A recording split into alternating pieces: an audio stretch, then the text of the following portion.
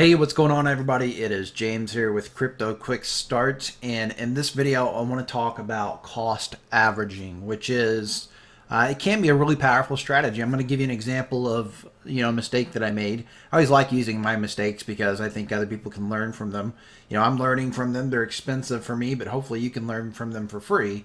So here's I'll give you the kind of the story, and then I'll explain cost averaging. So back in August, I got involved. I invested in EOS, which was had just become available on Kraken, and I bought some EOS. I bought 2,000 EOS for around $1.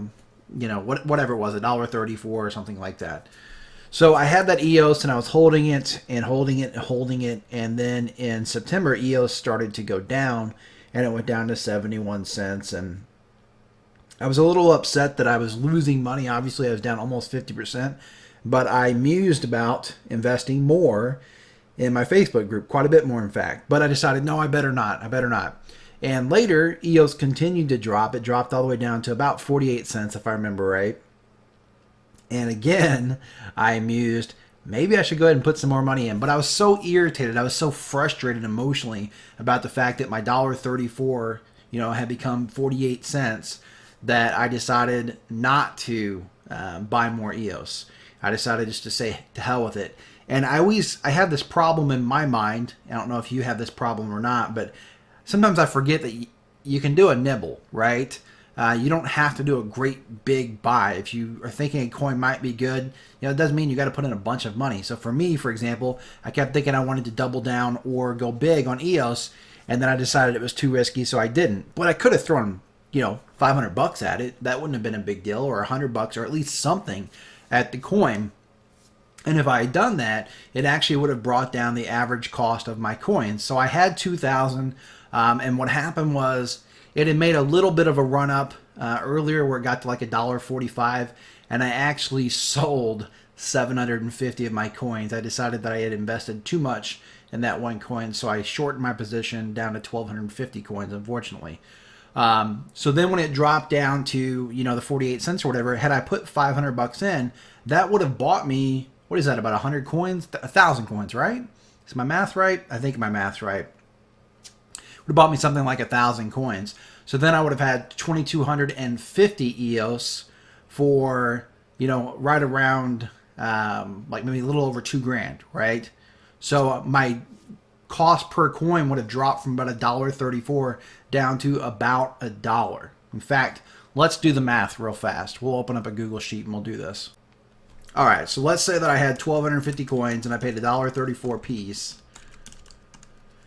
That is a total of $1,675. And let's say that I went ahead and I bought 1,000 more at, let's just say 50 cents, not even 48 cents. Let's say I got them for 50 cents. So that would have been another $500. So my total investment, you'll see here, would have been right around $21.75. I would have had 2,250 coins, and that means that my average cost per coin would have been 97 cents. That's what that's what cost averaging is. It would have brought the average cost down from $1.34 to 97 cents. Now, right now, EOS is obviously on a really hot run. Could pull back, who knows? But it's $8.54. So $8.54. Okay, so my original coins have done well. Obviously, with 1,250 of them, that is a $10,675 return, which is about 637%. It's great, right? But check this out. If I went ahead and just bought $500 more,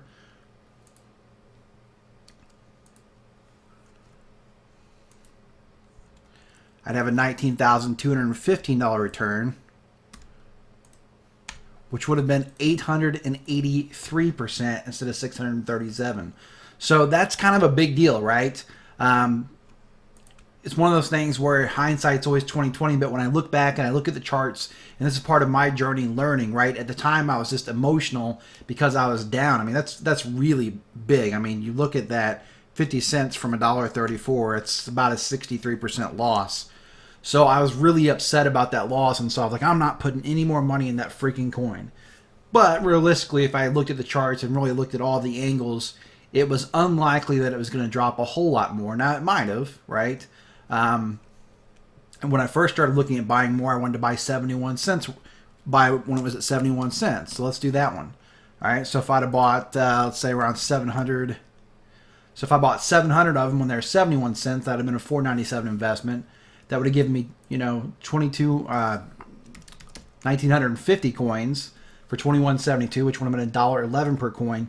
Still would have increased my return from 637% to 766%, and would have resulted in, an additional $6,000 in revenue and about $5,500 in gains. That's a big deal, right? I mean, that's a huge deal. Think about that. 700 coins times 854 is $5,978 on a $497 investment.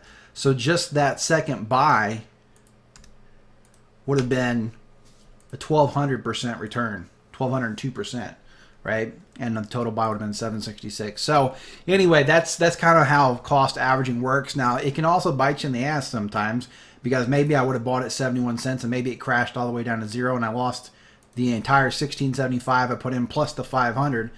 But that's where risk management comes into play. Was 500 a big deal to me? No, I had $500 sitting in fiat right there. It's been sitting in fiat ever since September. I've been waiting for this dip that everybody expects to come, and I expected it to come. All the talking people, the big people in Bitcoin, we're always talking about corrections. So I've just been waiting for that correction. So putting that $500 in would not have hurt me in the slightest bit. Instead, I didn't do it. And now I have to, live and learn and make sure the next time that I see an opportunity like that, I double down if I think it's a good idea. So hopefully you get something out of this video. Hopefully it helps save you some money or make you some extra money. Who knows if it will or not. I'm just some guy sitting in a spare bedroom. So with that being said, please always do your own due diligence before investing any money. I am not an investment advisor. I am not a financial advisor. You should always seek professional investment advice before making any type of investment. If you enjoyed this video, give it a thumbs up and please subscribe to the channel. And also check the description. There'll be a link to my free Facebook group. It's Crypto Quick Start. There's over 2,500 crypto enthusiasts in there. We'd like to share. We'd like to help each other out.